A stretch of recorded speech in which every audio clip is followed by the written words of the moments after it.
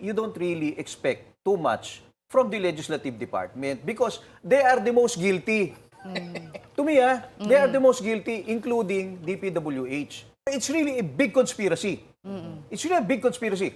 But to me, it is symbolic that we will be able to get, the big names, senators, congressmen, no, Garjola, Saldico, yung mga ganyan.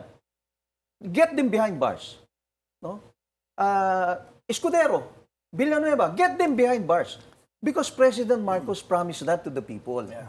Why is it not happening? You see, my point is that power, as I said, power and wealth will dictate this. So, Attorney JV and weigh in Attorney Barry anytime. So, in effect, what you're trying to tell the people, yung ating mga tagapakinig, etong mga congressional hearing, whether it's in the House or the Senate, ito yung moro-moro lang. You said it right. So, yun ang sinasabi This mo. is window Ang lungkot dressing. naman. This is Okay. window dressing. Yeah. This is to placate the people. Oh, So kasi that ang- they will not, come out Yeah. more often Kasi in the streets.